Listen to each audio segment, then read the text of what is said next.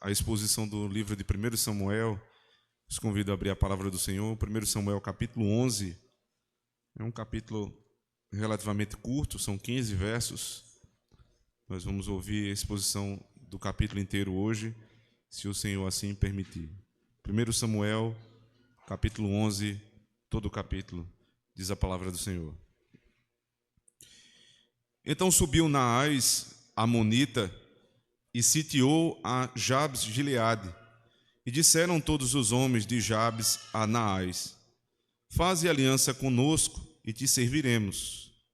Porém Naás, amonita, lhes disse: com esta condição farei aliança convosco, que a todos vos arranque o olho direito, e assim ponha esta afronta sobre todo Israel. Então os anciãos de Jabes lhe disseram: deixa-nos por 7 dias, para que enviemos mensageiros por todos os termos de Israel, e não havendo ninguém que nos livre, então viremos a ti. E vindo os mensageiros a Gibeá de Saul, falaram estas palavras aos ouvidos do povo. Então todo o povo levantou a sua voz e chorou. E eis que Saul vinha do campo atrás dos bois, e disse Saul: que tem o povo que chora? E contaram-lhe as palavras dos homens de Jabes. Então o Espírito de Deus se apoderou de Saul, ouvindo estas palavras, e acendeu-se em grande maneira a sua ira. Tomou uma junta de bois e cortou-os em pedaços e os enviou a todos os termos de Israel pelas mãos dos mensageiros, dizendo: qualquer que não seguir a Saul e a Samuel, assim se fará aos seus bois. Então caiu o temor do Senhor sobre o povo, e saíram como um só homem. E contou-os em Bezeque, e houve dos filhos de Israel 300.000, e dos homens de Judá 30.000. Então disseram aos mensageiros que vieram: assim direis aos homens de Jabes de Gileade: amanhã, em aquecendo ao sol, vos virá livramento. Vindo, pois, os mensageiros e anunciando aos homens de Jabes, se alegraram. E os homens de Jabes disseram aos amonitas: amanhã sairemos a vós, então nos fareis conforme tudo o que parecer bem aos vossos olhos. E sucedeu que ao outro dia Saul pôs o povo em 3 companhias, e vieram ao meio do arraial, pela vigília da manhã, e feriram aos amonitas até que o dia aqueceu. E sucedeu que os restantes se espalharam, de modo que não ficaram 2 deles juntos. Então disse o povo a Samuel: quem é aquele que dizia que Saul não reinaria sobre nós? Dai-nos aqueles homens e os mataremos. Porém Saul disse: hoje não morrerá nenhum, pois hoje tem feito o Senhor um livramento em Israel. E disse Samuel ao povo: vinde, vamos nós a Gilgal e renovemos ali o reino. E todo o povo partiu para Gilgal, onde proclamaram a Saul por rei perante o Senhor. E ofereceram ali ofertas pacíficas perante o Senhor em Gilgal. E Saul se alegrou muito ali com todos os homens de Israel. Amém. Vamos orar. Senhor, aqui está a tua palavra e o teu povo anseia para ouvir a tua voz. Nós já ouvimos na leitura, mas desejamos que a explicação e as aplicações procedam do Senhor. Que o Senhor use-me para isso, Senhor Deus, mas que sejam tuas as palavras, e que o teu povo esteja não somente com os ouvidos abertos, mas também com o coração inclinado a ser repreendido, encorajado, e aqueles que não conhecem o teu Filho possam ser salvos esta manhã. Glorifica o teu nome, Senhor. Faz com que o teu povo te ame ainda mais depois de ouvir as gloriosas promessas do teu Evangelho, e como este foi desvendado aos olhos de Israel desde a antiga aliança. Ajuda-nos a ver Cristo nesse texto, por amor do teu nome, em Cristo nosso Senhor. Amém. É comum, irmãos, como crentes, recebermos propostas dos nossos inimigos. É muito comum que o mundo nos tente a fazermos aliança, a cedermos em alguns momentos da nossa vida. As promessas são as mais variadas. As alianças parecem, aos nossos olhos, muitas vezes, ser coisas boas. que vão nos trazer vantagens para a nossa vida, facilidades, confortos. Mas será que esse será de fato o fruto das nossas alianças com os inimigos? Será que é isso que a palavra de Deus nos diz que acontecerá quando nós nos juntamos aos ímpios? Todas as vezes que o povo de Deus tentou fazer aliança com povos estrangeiros, foi o povo de Deus que saiu perdedor. Isso não é novidade. Mas os ímpios estão sempre tentando nos prometer algo que só Deus pode dar. Eles nos prometem proteção, segurança, conforto, prosperidade. Se nós nos curvarmos a um determinado conselho, se nós nos curvarmos a uma determinada tentação, nós vamos receber deles aquilo que nós tanto esperamos. Ora, essa história não é nova, porque desde o Éden foi assim. Deus havia prometido a Adão e Eva vida plena e eterna. Bastava apenas que eles não comessem de um fruto, do fruto proibido pelo próprio Deus. Eles tinham todo um jardim à sua disposição, mas eles desejaram o fruto que Satanás prometeu. Satanás disse: não é assim. Deus deu todo o jardim e agora ele não permite que vocês comam dos frutos? A mulher reclama dizendo: não foi assim. Ele nos deu de todos os frutos, ele só nos proibiu um. Satanás mais uma vez volta e fala com Eva. Ele diz: é porque Deus não quer que vocês sejam iguais a eles. Deus tem medo de vocês serem como eles, conhecedores do bem e do mal. Evidentemente, Deus os faria conhecer todas as coisas, mas nunca tocando no mal. Isso pareceu bom aos olhos de Eva e agradável ao paladar humano pecador. Ela já estava com o coração pronto para pecar. E o seu marido permitiu que isso acontecesse. O inimigo entrou na casa e o homem que deveria proteger a casa nada fez e comeu com ela. Foi assim o primeiro pecado. Foi uma oferta. Deus deu uma oferta: não coma e tenha vida eterna. A oferta do inimigo foi: coma e vocês serão como Deus. Vocês terão o poder de Deus. Vocês não seguirão regras, vocês farão regras. Vocês não seguirão a lei, vocês serão leis para si mesmos. Foi nisso que Adão e Eva acreditaram. E é isso que nós acreditamos até hoje. Mas é o oposto do que fez Cristo quando tentado no deserto. Tanto em Mateus capítulo 4, quanto em Lucas capítulo 4, Cristo é levado pelo Espírito até o deserto. Depois de 40 dias com fome, com sede, qual é a primeira oferta de Satanás? Come, eu te darei pão. Eu te darei conforto. Eu te protegerei da fome.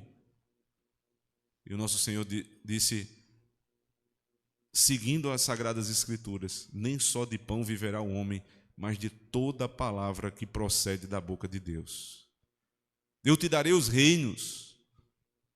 Ele disse: somente ao Senhor teu Deus prestarás culto. Eu te protegerei. Os anjos virão, pula daqui. O Senhor respondeu às 3 tentações com 3 palavras escritas na Escritura. O Senhor se defendeu com a própria palavra e não cedeu às propostas de Satanás. E ao final ele foi vitorioso diante das tentações do inimigo, que sempre nos procura para propor algo que parece bom. Eu estou com fome, ele me oferece pão. Eu estou com sede, ele me oferece água. Mas o que é que está por trás disso? O que está por trás das ofertas do inimigo? Veja, o povo de Israel, especialmente Jabes de Gileade, uma cidade fronteiriça, que já tinha muitos problemas antigos com os amonitas, com os filhos de Amon. Só lembrando, os amonitas são descendentes de Ló.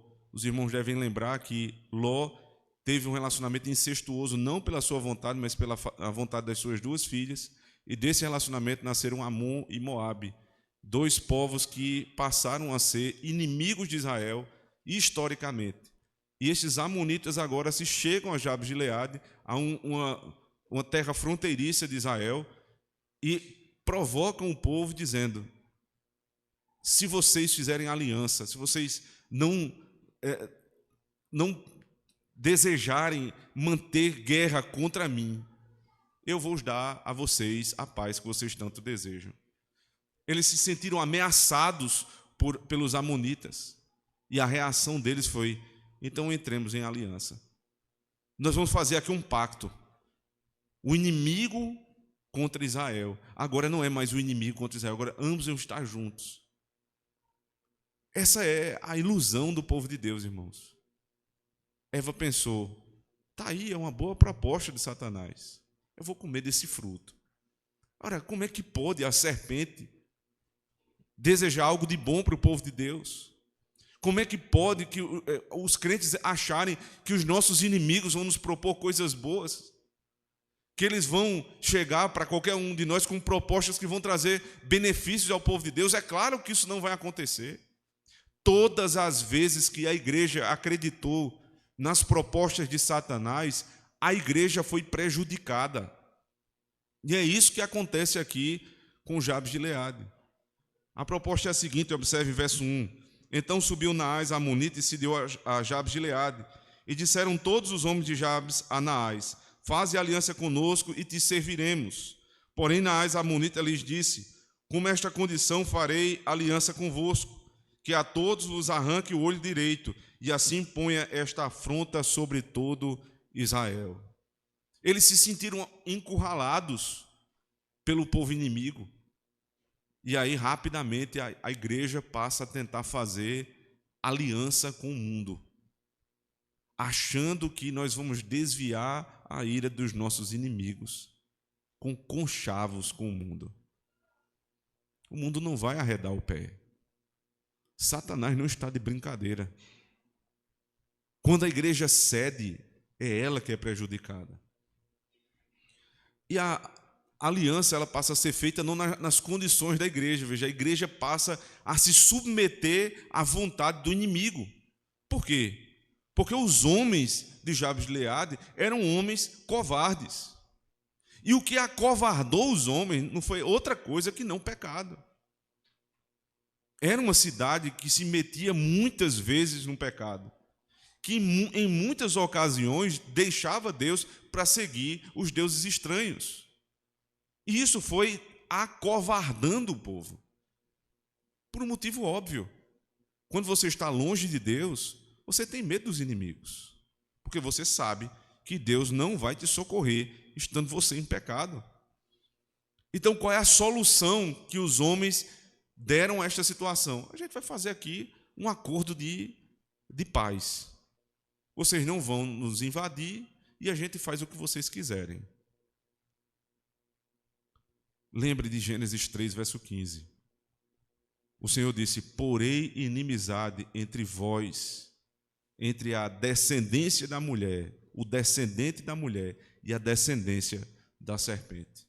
Ou seja, não há acordo entre crentes e ímpios, entre a igreja e o mundo, porque foi posta pelo próprio Deus uma inimizade entre nós e eles.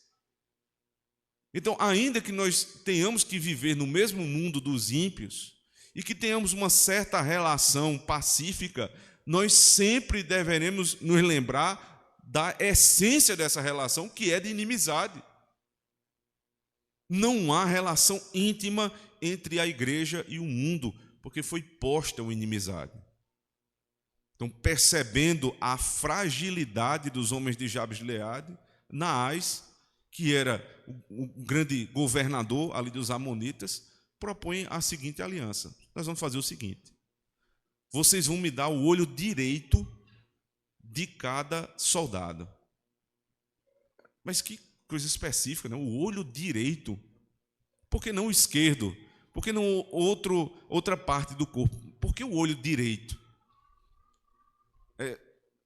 Existe um historiador muito conhecido, um historiador judeu chamado Flávio Joséfo. Ele, juntamente com outros comentaristas, traz a informação a respeito do olho direito. O soldado israelita, ele geralmente carregava na mão esquerda, no braço esquerdo, o escudo. Então, toda vez que ele ia para a batalha, ele levantava o escudo e o olho esquerdo ficava tapado pelo escudo. Então, o olho esquerdo não servia muito para a guerra, porque estava por trás do escudo.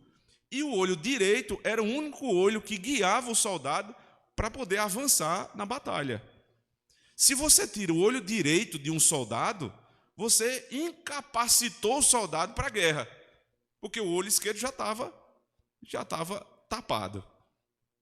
Qual era então a proposta dos amonitas? Incapacitar Israel para qualquer batalha. Inutilizar o povo de Deus para qualquer batalha. Vejam, eles estavam com medo de serem tomados pelos amonitas. Os amonitas agora resolveram um problema. Não vai ter mais guerra.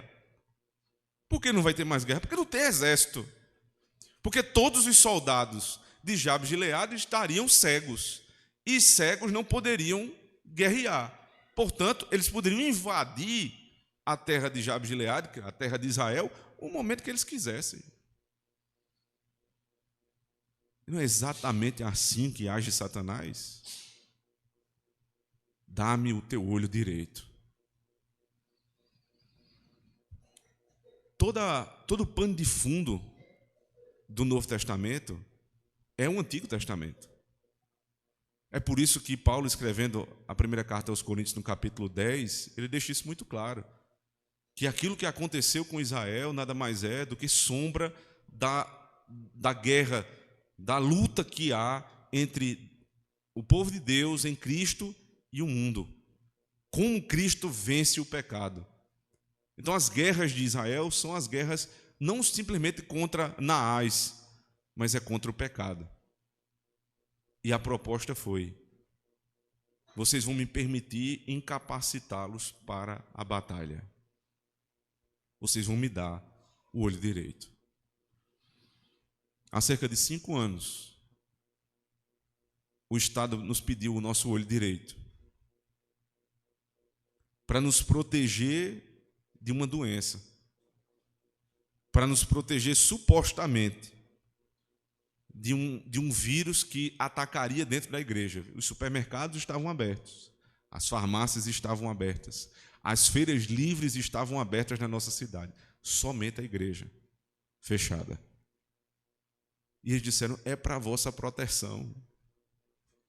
É para que vocês possam ter condições de manter as suas famílias. Fiquem em casa, deixa que a gente protege vocês.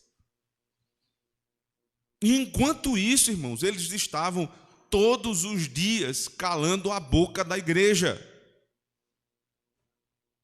Quantas ocasiões em que a igreja fechada e alguém transmitindo o culto, a polícia entrava e acabava com aquela reunião, com 3, 4 pessoas. E a igreja ficou calada, em sua grande maioria, dando o olho direito. Porque se tem algo que nos faz permanecer na batalha, é a nossa reunião pública. Satanás teme e treme quando isso aqui acontece. Porque não está acontecendo só nesse lugar, irmãos. São inúmeras as igrejas que estão reunidas agora pela manhã e estarão à noite novamente, anunciando o evangelho, condenando o pecado, reconhecendo os nossos erros, instruindo o povo para a batalha, para que amanhã nós saiamos contra os nossos inimigos. E Satanás pediu o nosso olho direito e nós demos. Ficamos incapacitados para a luta. Por quê? Porque a gente queria um pouquinho de segurança. Porque nós queríamos um pouquinho de proteção. São tantas e variadas as formas, irmãos, de nós cedermos o nosso olho direito para os nossos inimigos. O Estado, mais uma vez, diz assim: fiquem tranquilos, a educação dos vossos filhos é minha responsabilidade e dos pais, é um compartilhamento de responsabilidades. Não é isso que a Escritura diz. A educação dos nossos filhos é responsabilidade dos pais, não dos pais e do Estado. Porque quando nós buscamos do Estado a proteção, o cuidado, por exemplo, a educação pública e gratuita. Você está pedindo para o Estado mandar na educação do teu filho. Porque é nesse momento que ele diz, é pública e é gratuita, porém é obrigatória. Agora, ou coloca na escola que eu quiser, com o currículo que eu quiser, com os professores formados no curso que eu fiz, ou vocês vão ser punidos. E vocês vão ser punidos para a sua própria proteção. Veja que coisa maravilhosa. Eles vão nos punir porque nós desejamos dar uma educação diferente aos nossos filhos. E deem graças a Deus que ainda é possível no nosso país a manutenção de escolas confessionais. Mas o cerco tem se fechado. E a desculpa sempre será essa: é para o bem de vocês, é para a proteção dos filhos de vocês. Como se os pais não soubessem o que é melhor para os seus próprios filhos. Também, irmãos, nos é requerido o olho direito quando nós ficamos incapacitados para disciplinar os nossos filhos, exortar os nossos filhos por pecados grotescos e públicos que os homens acabam cometendo. Vocês já imaginaram quantas vezes, irmãos, colegas de ministério precisaram ser afastados do púlpito, porque agora não tem mais condições, por um pecado público e notório, de continuar instruindo o povo. Satanás prometeu um pouquinho de conforto, um pouquinho de prazer, e eles cederam. E agora estão inaptos para o ministério. Pastores, presbíteros, diáconos, pais de família, que se desviando da fé, permitindo que suas esposas e filhos vão sozinhos para a igreja, porque eles já se desviaram da fé. Em um momento que os seus filhos começam a seguir o caminho dele, como é que ele vai poder exortar os filhos? O que é que ele vai dizer aos seus filhos? Que eles estão errados? E os filhos vão dizer, mas eu estou seguindo o teu caminho, pai. Eu estou fazendo o que o Senhor faz. Se tornaram inaptos para a paternidade, inaptos para o ministério. Porque em troca de um pouco de conforto, de um pouco de segurança, de um pouco de prazer, entregaram os seus olhos direitos para Satanás. Muito cuidado, irmãos. As alianças propostas por Satanás são sempre assim. Fica tranquilo, eu não vou te atacar, mas também eu vou te aleijar. Eu vou castrar as tuas forças, para que você fique inapto para a batalha espiritual que nos foi proposta. O texto continua, verso 3, dizendo: Então os anciãos de Jabes lhe disseram: Deixa-nos por 7 dias para que enviemos mensageiros por todos os termos de Israel, e não havendo ninguém que nos livre, então viremos a ti. E vindo os mensageiros de Gibeá de Saul, a Gibeá de Saul, falaram estas palavras aos ouvidos do povo. Então todo o povo levantou a sua voz e chorou. Eles saíram para tentar buscar auxílio dos seus irmãos israelitas. E a primeira cidade que eles chegaram foi a cidade de Saul, Gibeá. Lembrando que nem todos os israelitas sabiam que Saul já tinha sido proclamado rei. As notícias não rolavam tão facilmente como hoje. Então, o povo de Jabes de Gileade foi a Gibeá pedir ajuda. E quando chegou lá, não tiveram ajuda. Eles olharam para os homens de Gibeá e todos começaram a chorar. Que situação de Israel. O inimigo diz que vai invadir a tua casa. Aí a mulher olha para o marido, esperando ele fazer alguma coisa. O que é que acontece? Ele começa a chorar. Aí é desesperador mesmo. Porque a única esperança de resistência eram os homens. Mas os homens estão tão frouxos estão tão desencorajados, estão dispostos a fazer qualquer coisa para ter um pouquinho de paz, que quando a guerra é iminente, eles choram. Ao invés de derramar sangue pelos seus irmãos, eles derramam lágrimas com medo da invasão. Porque não há nada que faça um homem mais covarde do que o pecado. É interessante isso, porque os homens que vivem uma vida de prostituição, de adultério, de fornicação, eles acham que isso os empodera. Eles contam aos seus amigos quantas mulheres eles se deitaram, quantas mulheres eles usaram, quando na verdade eles que muitas vezes são levados pelas mulheres. Quando um homem ele é seduzido por uma mulher, ele não está demonstrando masculinidade, mas o contrário, ele é um homem efeminado. Porque Deus entregou o homem à condução de todas as coisas na terra, inclusive dos nossos relacionamentos. Quando uma mulher conduz um relacionamento pela sensualidade, o homem claramente está demonstrando que é um homem efeminado. Nesse sentido. É exatamente o que estava acontecendo. Ao invés de estarem dispostos a derramar sangue pelos irmãos israelitas, eles derramam lágrimas com medo, porque eram homens frouxos, vendidos à idolatria. Mas eles não sabiam que existia um homem cheio do Espírito. Observe. Verso 5. E eis que Saul vinha do campo, atrás dos bois, e disse Saul: que tem um povo que chora? E contaram-lhe as palavras dos homens de Jabes. Então o Espírito de Deus se apoderou de Saul, ouvindo estas palavras, e acendeu-se em grande maneira a sua ira. De onde vinha Saul? Veja, ele foi proclamado rei nos versículos anteriores, ou seja, fazia pouco tempo que ele sabia, tinha certeza que foi Deus que o colocou naquela posição.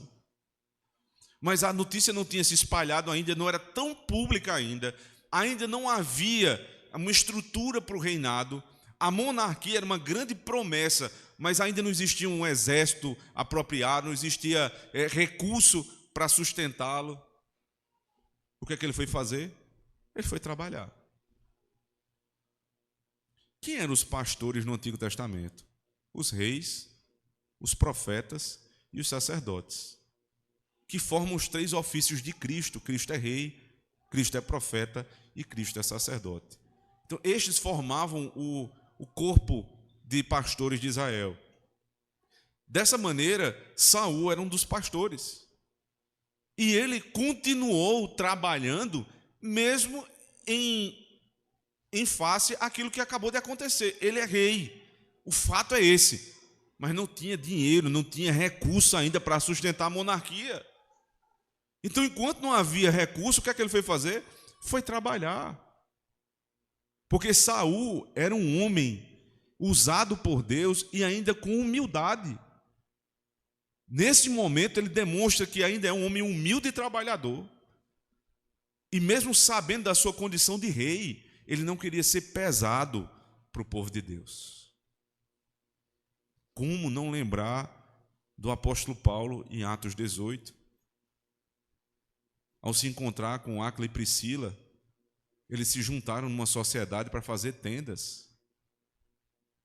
Paulo chega a dizer à igreja de Corinto: eu sei que eu tenho direito de ser sustentado pelos irmãos, mas eu sei também da língua de alguns irmãos que queriam falar mal de mim, iam dizer que eu estava explorando a igreja, então por conta disso eu trabalho. Por conta disso, Paulo fazia tendas, irmãos, para se sustentar, porque isso não é uma vergonha para os pastores, quando necessário, trabalharem para sustentar a sua família. Esse é o espírito da verdadeira monarquia: serviço, trabalho, entrega. Esse deveria ser o espírito dos nossos pastores. Não o tempo todo o pastor ficar achando que é obrigação de tudo e de todos sustentá-lo. Às vezes não é possível, irmãos. Nós temos inúmeros casos de presbitérios pobres que estão sustentando pastores sem campo.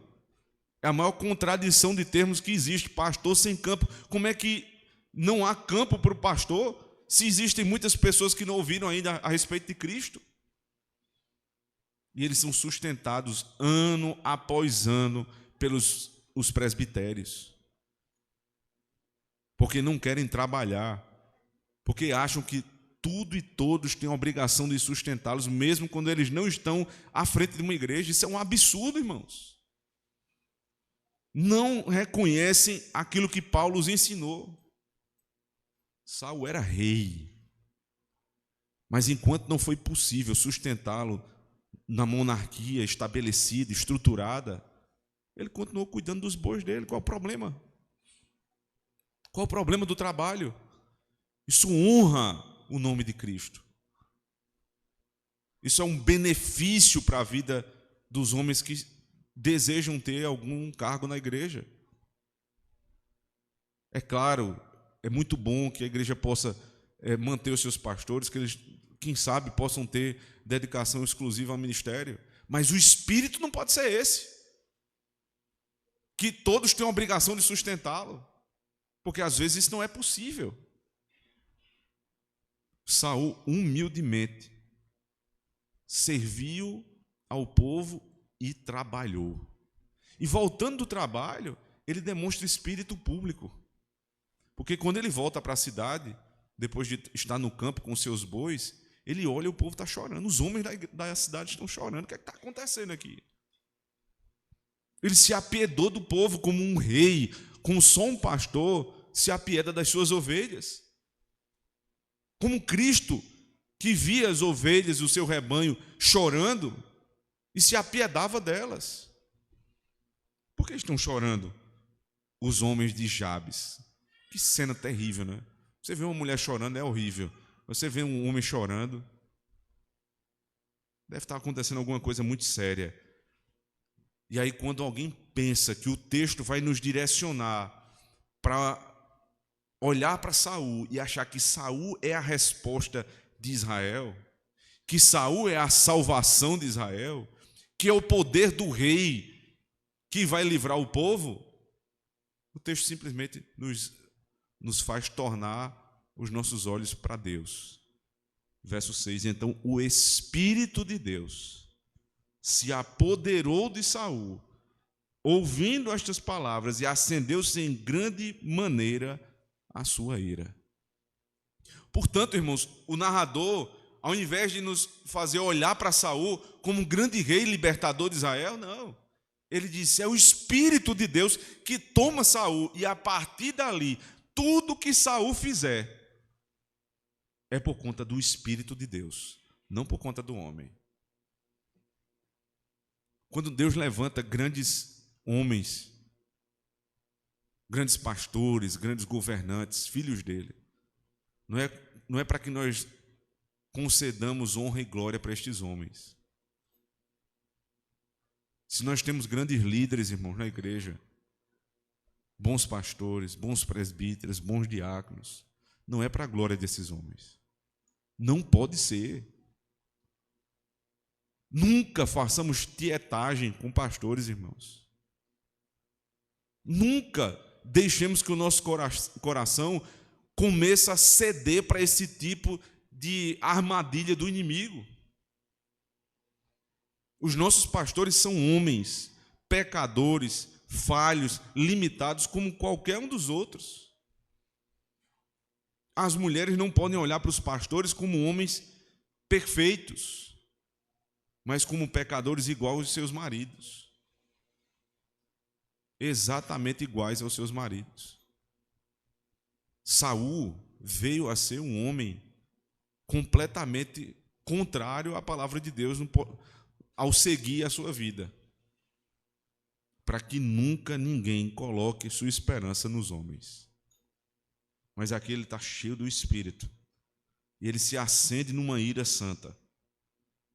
Verso 7, tomou uma junta de bois, e cortou-os em pedaços, e os enviou a todos os termos de Israel, pelas mãos dos mensageiros, dizendo: qualquer que não seguia Saul e Samuel, assim se fará os seus bois. Então caiu o temor do Senhor sobre o povo, e saíram como um só homem. Algumas semelhanças desse texto com o texto de Juízes. Jabes de Gileade e Benjamim, da tribo, né, de Saul, eles tinham uma certa amizade histórica. Porque lá em Juízes 21, quando a tribo praticamente se esfacelou, a família de Jabes de Gileade, os benjamitas os ajudaram. Houve um casamento entre estes dois povos para fazer permanecer a herança de Jabes de Gileade. Então eles eram gratos uns aos outros. E agora estão se reencontrando aqui.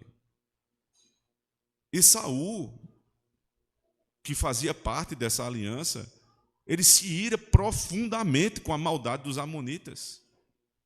E ele toma um ato que, mais uma vez, nos remete a Juízes.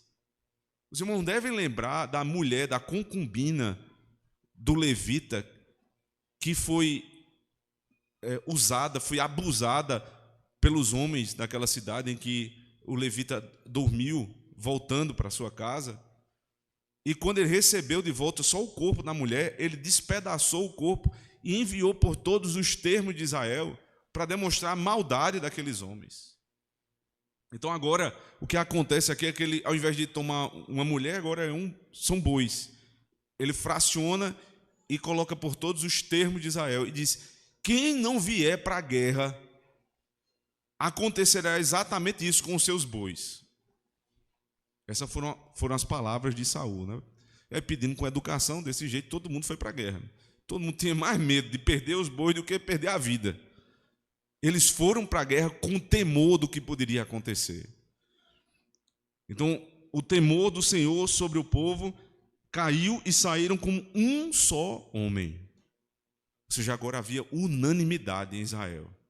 As tribos se uniram para defender Jabes de Gileade, porque agora havia um general de guerra, um homem poderoso, cheio do Espírito, que ia à frente deles, o rei Saul. Verso 8: então contou em Bezeque e houve dos filhos de Israel 300.000, e dos homens de Judá 30.000. Então disseram aos mensageiros que vieram: assim direis aos homens de Jabes de Gileade: amanhã, em aquecendo o sol, vos virá livramento. Vindo, pois, os mensageiros e anunciando aos homens de Jabes de Gileade, se alegraram. E os homens de Jabes disseram aos amonitas: amanhã sairemos a vós, então nos fareis conforme tudo que parecer bem aos vossos olhos. O povo de Jabes agora sabe que tem um exército que está vindo, são 330.000 homens. Agora dá para ir para a guerra.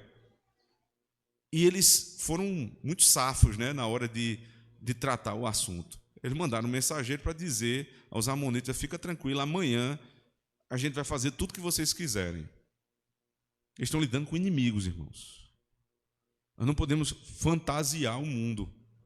Porque alguém vai dizer: então o povo de Israel, para poder vencer, mentiu. De fato, eles não disseram a verdade. Eles estão no meio de uma guerra. Eles estão no meio de uma guerra. Se eles disserem: amanhã a gente vai contra vocês, os inimigos vão se proteger. E estrategicamente eles disseram: fica tranquilo aí, amanhã a gente vai se entregar. E a estratégia de Saul, cheio do Espírito, foi: antes que o sol se levante, nós vamos invadir a terra de Jabes de Gileade, que está sob o controle, entre aspas, dos amonitas. Então, continua o verso 11. E sucedeu que ao outro dia Saul pôs o povo em 3 companhias, e vieram no meio do arraial pela vigília da manhã, e feriram aos amonitas até que o dia aqueceu. E sucedeu que os restantes se espalharam, de modo que não ficaram 2 deles juntos. Então disse o povo a Samuel: quem é aquele que dizia que Saul não reinaria sobre nós? Dai-nos aqueles homens e os mataremos. Isso aqui é preciso voltar para o capítulo 11, verso 27, 10, 27, aliás, quando depois de proclamado que Saul era o rei escolhido por Deus, alguns homens foram contra. Veja, 1 Samuel 10, 27. Mas os filhos de Belial disseram: é este que nos livrará? e o desprezaram e não lhe trouxeram presentes, porém ele se fez como surdo. Foi Deus que escolheu Saul. Mas existiam homens de Israel que desprezavam o rei. Existiam homens em Israel que desprezavam o rei. É esse, da tribo de Benjamim. Esse homem aí, esse aí não vai nos livrar, não. Aí agora que Saul traz uma grande vitória para Israel, o povo diz, espera aí, e os que estavam falando mal de Saul, a gente vai deixar vivo? Nós vamos matá-los. A rebeldia, irmãos. Quando nós não nos submetemos às autoridades que foram constituídas por Deus, que muitas vezes não são as melhores aos nossos olhos, poderiam ser outros, mas o fato é, foi Deus que o colocou ali. E nós não podemos desprezar aqueles que Deus concedeu autoridade. Porque esse desprezo é o desprezo não sobre a pessoa que está ali, mas sobre o Deus que colocou a pessoa ali. É quebra do 5º mandamento, não honrar as nossas autoridades, não honrar os nossos pais, não honrar os nossos governantes, não honrar os nossos pastores, presbíteros, diáconos.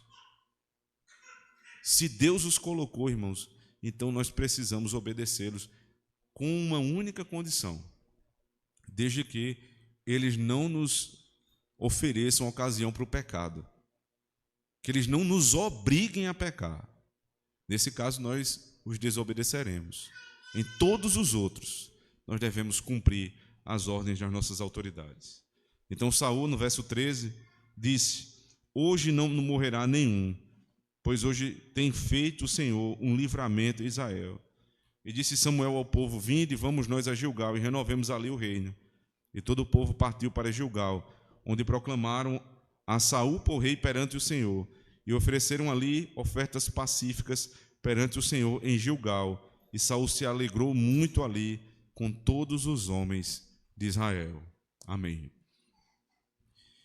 Eles agora, depois da grande vitória, Saul, ao invés de se vingar dos seus inimigos, disse: não, isso não é tempo de vingança.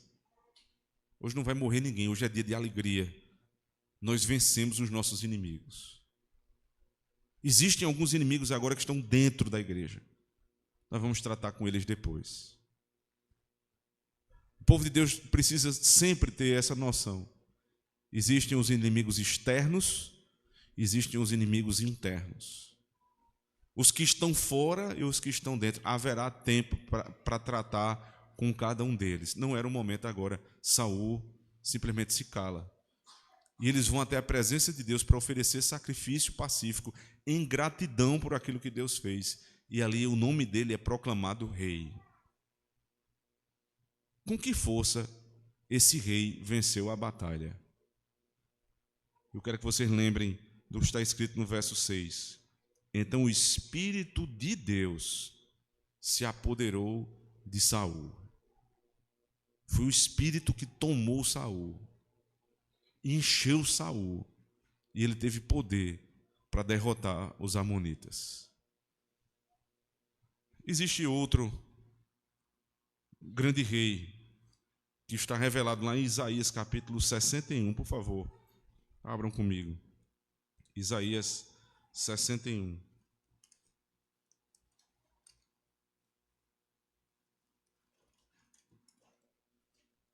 Que também foi tomado pelo Espírito de Deus.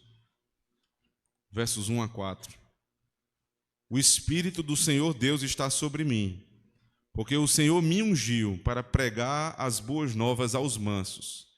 Enviou-me a restaurar os contritos de coração, a proclamar liberdade aos cativos e a abertura de prisão aos presos, a apregoar o ano aceitável do Senhor e o dia da vingança do nosso Deus, a consolar todos os tristes, a ordenar acerca dos tristes de Sião, que se lhes dê glória em vez de cinza, óleo de gozo em vez de tristeza, vestes de louvor em vez de espírito angustiado, a fim de que se chamem árvores de justiça, plantações do Senhor, para que ele seja glorificado. E edificarão os lugares antigamente assolados, e restaurarão os anteriormente destruídos, e renovarão as cidades assoladas, destruídas de geração em geração. Isaías está anunciando aqui, não um rei terreno, mas o nosso Senhor Jesus Cristo. Ele foi tomado pelo Espírito, cheio do Espírito. Para quê? Para apregoar as boas novas do Evangelho, para libertar os cativos, para tirar a angústia dos aflitos, para enxugar a lágrima dos que choram. Saul fez exatamente isso. Libertou os cativos de Jabes de Gileade, enxugou as lágrimas dos homens que estavam chorando, aflitos pela perseguição dos amonitas, e deu liberdade ao povo de Deus. Isso é consumado lá em Lucas capítulo 4, por favor, abram comigo. Lucas 4.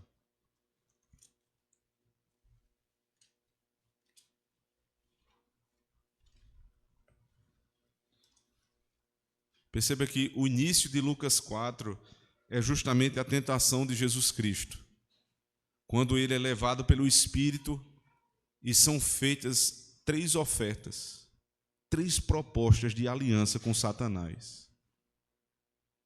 Ele não entra em aliança com o seu inimigo, mas ele repele cada uma das propostas com a palavra de Deus. Não tendo sido tomado por essas propostas satânicas, ele vence Satanás. E aí o verso 18 diz assim, a partir do 17: e foi-lhe dado o livro do profeta Isaías, veja, Isaías 61, que nós acabamos de ler. E quando abriu o livro, achou o lugar em que estava escrito: o Espírito do Senhor está sobre mim, pois me ungiu para evangelizar os pobres, enviou-me a curar os contritos de coração, a proclamar liberdade aos cativos e restauração da vista aos cegos. O que foi que o povo de Deus teria que dar na aliança? Dá-me o olho direito. Vocês não vão precisar dar o olho direito a Satanás. Eu vou restaurar a visão dos cegos. A pôr em liberdade os oprimidos, a anunciar o ano aceitável do Senhor. E cerrando o livro e tornando a dar ao ministro, assentou-se, e os olhos de todos na sinagoga estavam fitos nele. Então começou a dizer-lhes: hoje se cumpriu esta escritura em vossos ouvidos. Amém. Cristo, cheio do Espírito, venceu Satanás, não fazendo nenhuma aliança com os inimigos, mas vencendo os inimigos. Depois, o Espírito de Deus o toma completamente. Ele abre as Escrituras e encontra os Salmos, o texto de Isaías 61, e lê para o povo. O que vocês viram é o cumprimento dessa promessa. Eu não farei aliança com os inimigos, eu destruirei cada um dos inimigos. E o meu povo que estava cativo vai ser liberto. Os aflitos agora glorificarão o meu nome. Os cegos verão. O meu povo não dará o olho direito para Satanás. Saul apontou para Cristo. Cristo é o rei que nos livrou, não de perdermos o nosso olho, não de perdermos a nossa vida, mas de perdermos a nossa alma. O que Satanás quer não é o teu olho, não. Ele quer tudo. Quando ele vem desejando fazer propostas de proteção, de conforto, de prazer, ele não quer fazer uma aliança contigo, ele quer te destruir. Ele quer incapacitar os homens para que os homens fiquem chorando com medo de Satanás. Que as nossas mulheres não sejam fortes como deveriam ser. Que os nossos filhos, na promessa de eles serem educados pelo Estado, por qualquer um que seja, que não seus pais crentes, sejam feitos militantes.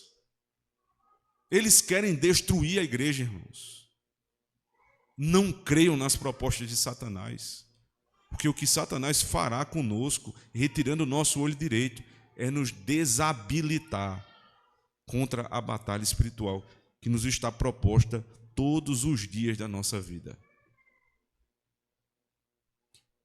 E aí, a proposta mais suave da nossa época, dos nossos tempos, é o seguinte: aliviar o evangelho, suavizar a pregação. Satanás diz: eu levarei mais pessoas para a igreja, desde que vocês parem de ficar falando a respeito de pecado. Eu levarei mais alguns para que a igreja cresça, mas vocês vão me dar o olho direito. Ora, quando a igreja para de falar sobre pecado, quando a igreja para de condenar o pecado, nós estamos inabilitados para a batalha, irmãos. Mas o que Satanás está dizendo é: não tem batalha. Fica tranquilo, a gente vai fazer agora uma grande amizade. Vocês recebem o meu povo como eles são e não mexam com eles. Porque não tem coisa pior para um ímpio do que ele pensar que é crente. Não tem engano maior do que uma pessoa ímpia achar que ela é crente. E isso tem acontecido, irmãos, com muita frequência na igreja. Sabe por quê? Porque não precisa mais de transformação para fazer parte da igreja. Boa parte das igrejas hoje permite que as pessoas continuem vivendo exatamente como viviam. E elas não são constrangidas na pregação porque já deram o olho direito. Porque não falam mais sobre o pecado, sobre arrependimento, sobre constrangimento. Tudo não fala porque o visitante está aí, não fala. É a única forma de demonstrarmos amor pelos nossos visitantes, é apontando o pecado, para que se constranjam diante de Cristo, se arrependam e busquem o Senhor. A vida que nós estamos, irmãos, não é de aliança com os inimigos. Nós estamos aqui nessa terra colocados por Deus para avançar o exército de Cristo. Não para fazer aliança com o inimigo. Não para ceder a esse tipo de proposta. Mas nós vamos vencer quando fizermos como Cristo fez. Para toda a proposta de Satanás, uma resposta bíblica. O Senhor, pelo seu Espírito, nos dará força e poder para vencermos, não só os amonitas, os moabitas, nem nenhum outro povo, mas para vencermos o pecado. Que o Espírito Santo de Deus encha esta igreja, encha a igreja do Senhor Jesus Cristo de poder, para que nós avancemos na batalha e nunca achemos que é possível fazer aliança com os nossos inimigos. O Senhor colocará cada um deles por estrado dos seus pés e nós reinaremos com Cristo, se assim o fizermos. Amém.